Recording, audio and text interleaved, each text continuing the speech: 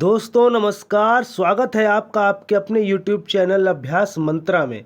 संस्कृत की बेहतरीन ज़बरदस्त और पेपर में प्रश्नों को छपाने वाली सीरीज चल रही है हमारे चैनल अभ्यास मंत्रा पर, जिसकी कि आज क्लास 11 में हम लोग चर्चा करेंगे संधि पे। सामान्य रूप से जानेंगे कि संधि क्या है, कितने प्रकार की है, और वर्ण विच्छेद और संधि के प्रकारों के बारे में चर्चा करेंगे, जहाँ से लगभग 1 नंबर का क्वेश्चन तो पेपर में छप ही सकता है। तो चलिए दोस्तों, आज की वीडियो को हम लोग शुरू करते हैं।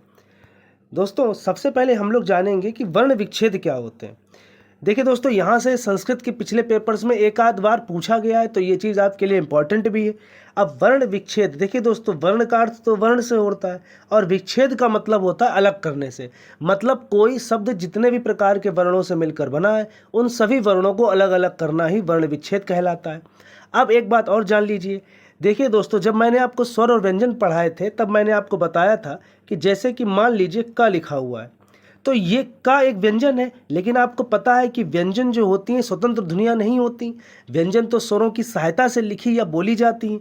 तो यानी कि इसका जो वर्ण विग्रह होगा, तो क के नीचे हलंत लगाएंगे और इसमें आ जोड़ेंगे, तब जाकर ये क पूरा होगा। इसी तरीके से अगर दूसरे वर्ण को आप देखें, तो जैसे कि मान लीजिए की लिखा हुआ है, तो इसका मतलब पूरा व्यंजन नहीं होगा, का के नीचे हलंत और फिर उसके ऊपर ई। तो इस प्रकार से व्यंजन का वर्ण विग्रह होता है। अब यहाँ पर कुछ शब्द दिए गए हैं, तो उनके अगर वर्ण विग्रह को हम लोग देखें, तो देखिए जैसे सबसे पहले अभय लिखा हुआ है, तो यहाँ पर सबसे पहले आ आया। आ तो एक स्वर है, तो स्वर में कुछ भी जोड़ने की जरूरत नहीं, उसके नीचे हलंत भी नहीं लगेगा, क्योंकि स्वर तो अपने आप में पूर्ण ध्वनियाँ हैं और बिना किसी दूसरे वर्णों की सहायता से ही बोली जाती हैं। अब लेकिन अगर भा की बारी आएगी, तो भा के नीचे पहले हलंत आएगा, फिर आ जाएगा। फिर या की बारी जब आएगी, तो या के नीचे हलंत आएगा और आ जाएगा। तो इस तरीके से अभय शब्द का निर्माण हुआ है। अगर हम लोग संभव को देखें, अब एक बात और यहाँ पर याद रखिए, सा के ऊपर यहाँ पे अनुस्वार है, तो जो भी वर्ण हिंदी या संस्कृत हो, जो भी वर्ण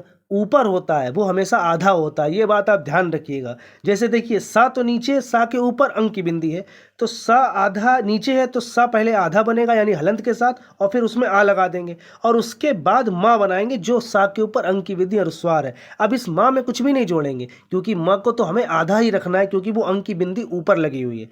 इस तरीके से अगर भा को लिखेंगे, तो भा के नीचे हलंत लगाएंगे और फिर आ लगा देंगे, और आखिरी में वाह है, तो वाह के नीचे हलंत लगाएंगे और आ को लिख देंगे। इसी प्रकार अगर हम लोग कर्पूरी को देखें, तो पहले का आया है, तो का में आ जोड़कर हमने का को तो पूरा कर दिया। अब आगे आप देखेंगे, जो पा में ऊपर रा लगी हुई है, तो ऊपर वाला वर्ण आधा रखना है, तो रा को हम लोगों ने रखा है आधा। उसके बाद पा को हमने पूरा किया है, पा के ऊपर ऊ की मात्रा लगा दी, क्योंकि नीचे पा में ऊ की मात्रा लगी हुई है, और उसके बाद रा और उसमें ई की मात्रा, तो ये हो जाएगा कर्पूरी। प्रतीक्षा की अगर हम लोग बात करें, तो यहाँ पर देखिए, यहाँ पर पा के नीचे रा है, तो ऊपर वाला वर्ण हो गया पा, तो पा को हम लोग आधा रखेंगे, रा को पूरा कर देंगे, तो रा में हमने आ जोड़ दिया, तो पूरा बन गया प्र।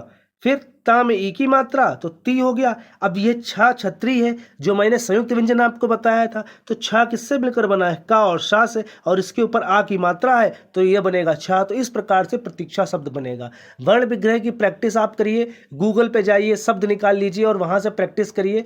तो जैसे ही आप 2-3 शब्द सही कर लेंगे, तो अगर आपको वर्ण विच्छेद नहीं आता है, तो आप सही करने लगेंगे। पहली बात तो ये इतनी आसान चीज़ है कि आपको समझ में आ ही गया होगा। दोस्तों, चैनल पर अगर आप नए हैं और अगर आपको वीडियो समझ में आ रहा है, अच्छा लग रहा है, तो चैनल को हमारे सब्सक्राइब जरूर कीजिए और वीडियो को लाइक भी कीजिए, शेयर भी कीजिए।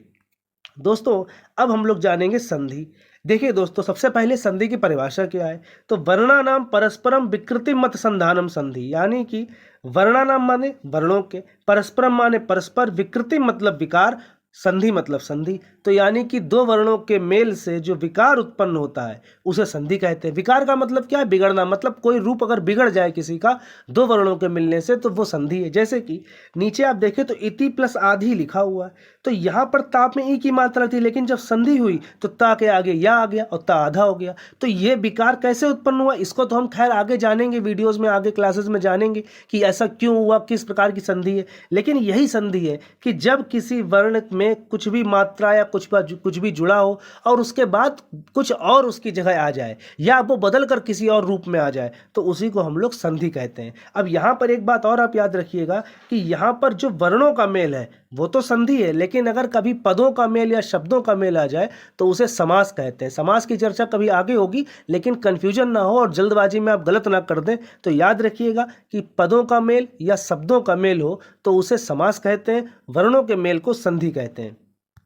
अब हम लोग बात करेंगे संधि के प्रकारों की। तो संधि 3 प्रकार की होती है, स्वर संधि, व्यंजन संधि और विसर्ग संधि। अब स्वर संधि में याद रखिएगा, देखिए दोस्तों, स्वर संधि में स्वर का मेल स्वर से ही होगा, ये बात आप याद रखिए, यानी कि पहले भी स्वर आएगा और बाद में जिससे मेल हो रहा है वो भी स्वर आएगा। जैसे आप इस एग्जाम्पल को देखिए तो यहाँ रमा प्लस ईस लिखा हुआ है, तो माँ में यहाँ पे आगे स्वर यानी आ है और ईश में पहले ई है, तो दोनों प्रकार से स्वरों का मेल हो रहा है। इसी प्रकार यहाँ पर देखें नए प्लस अकहा लिखा हुआ है, तो नए में ए है और अकहा में आ है पहले, तो यहाँ पर भी स्वरों का मेल हो रहा है।